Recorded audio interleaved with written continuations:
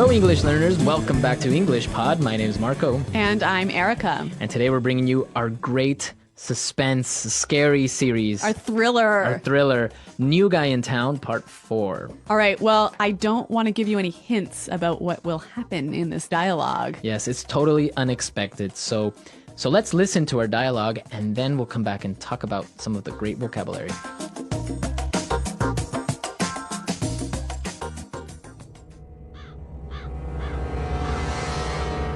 All right, drag her over here and help me tie her up. I can't believe she fell for it. She is a lot more gullible than I thought. Well, you gotta admit, my acting was brilliant. Whatever. I was the one that convinced her to come. Look, she's waking up. What's going on, Ellen? What are you doing? The cat's out of the bag, you witch! You can stop pretending now. Yeah, Lois. We know who you are. Now, we want some answers. Why are you here?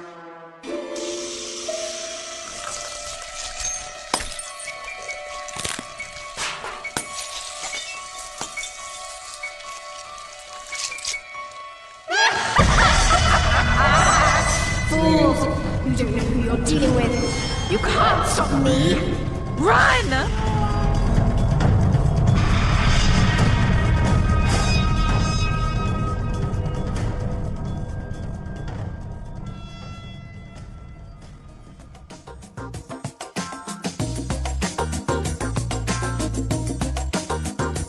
Well, I certainly didn't see that one coming. I know everyone thought that Armand was a vampire. I know. And now it turns out that they were acting. Yeah, crazy. Crazy, huh? Strange things happen here on English Pod. All right, so why don't we take a look at some of the language that we saw in Language Takeaway. Language takeaway. Well, we have 3 words for you here that we heard in the dialogue.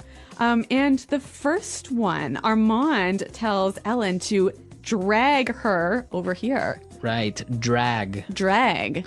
So when you drag something or somebody, You pull them across the floor or pull them across the ground. pull them, but you don't actually pick them up, right? No. Right? Yeah.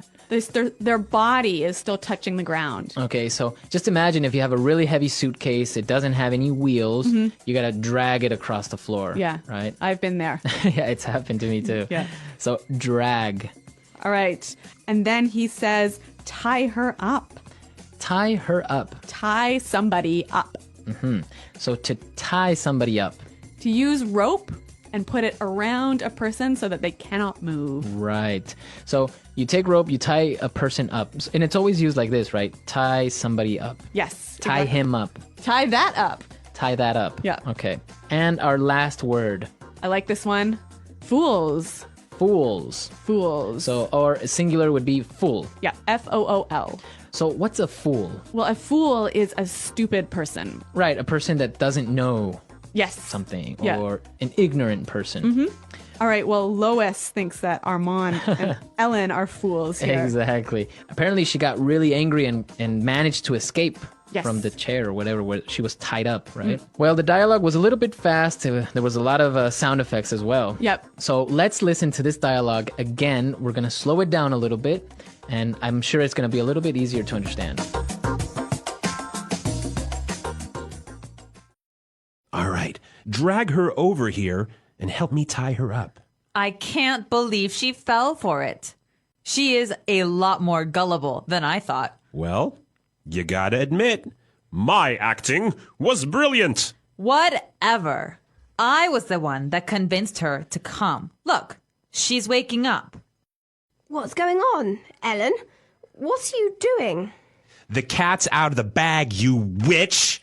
You can stop pretending now. Yeah, Lois. We know who you are. Now, we want some answers. Why are you here? Fools! You don't know who you're dealing with. You can't stop me! Run! Well, Marco, I noticed in this dialogue, there's a lot of words and phrases that we can use to talk about lying or fooling somebody. Exactly. There is a lot of language about lying. So let's take a look at it in Fluency Builder. Fluency Builder. All right. So In Fluency Builder today, let's take a look at 4 phrases. The first one, fell for it. Fell for it. I can't believe she fell for it. Fell for it. Okay, so it's not that she physically fell, right? No. Oh, okay. But she believed the lie. She believed the lie. You fell for the lie. Yep. I know that we have some examples so we can understand this phrase fell for it a little bit better. Example 1. He might seem like a nice guy, but don't fall for it. He's a jerk. Example 2. I can't believe I fell for your lies. Example 3. I told my mom I was going to the library, and she fell for it. All right, well, that's a lot clearer to me. I noticed that we have the preposition it here. Yeah, it is at the end, and it's referring to the lie. Yes. Or the joke.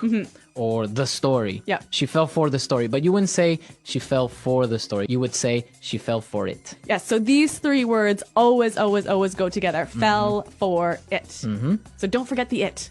Don't forget the it. Okay, let's take a look at our second word. Gullible. So Ellen thinks that Lois was gullible. Right, a gullible person. Yeah, gullible. A gullible person is somebody that always believes. Yes, they always fall for it. They always fall for it. Yep. They believe anything you say. So I know you were a little bit gullible when you were younger, right? Yeah, that's true. You know what? My grandmother used to tell me every year, she would say, oh, I'm 35. I'm 35.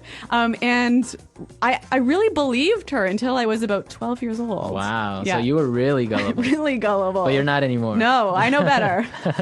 All right, so gullible, a gullible person. Okay, now let's look at the next phrase.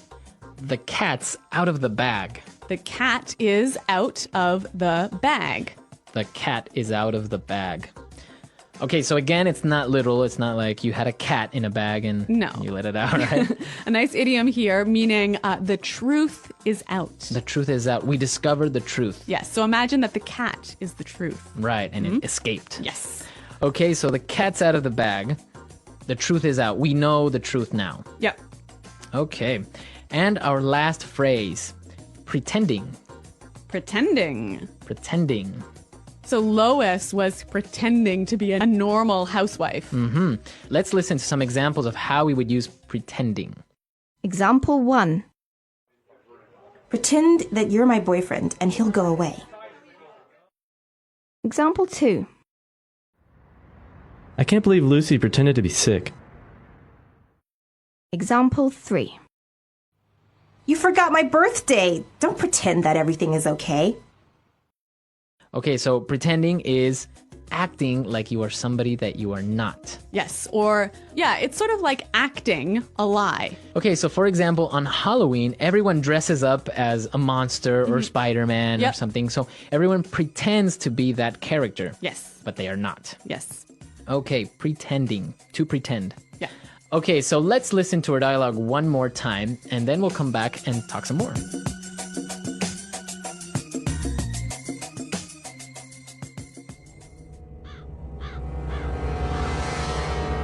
All right, drag her, drag her over here and help me tie her up. I can't believe she fell for it. She is a lot more gullible than I thought. Well, you gotta admit, my acting was brilliant. Whatever. I was the one that convinced her to come. Look, she's waking up. What's going on, Ellen? What are you doing? The cat's out of the bag, you witch! You can stop pretending now. Yeah, Lois, we know who you are. Now, we want some answers. Why are you here?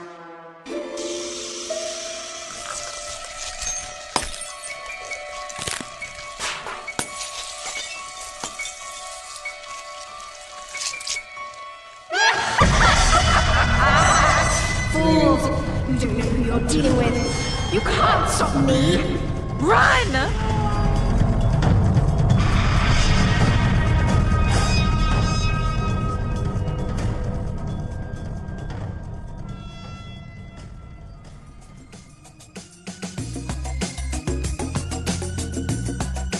Okay, so what do you think will happen in part 5? I have no idea.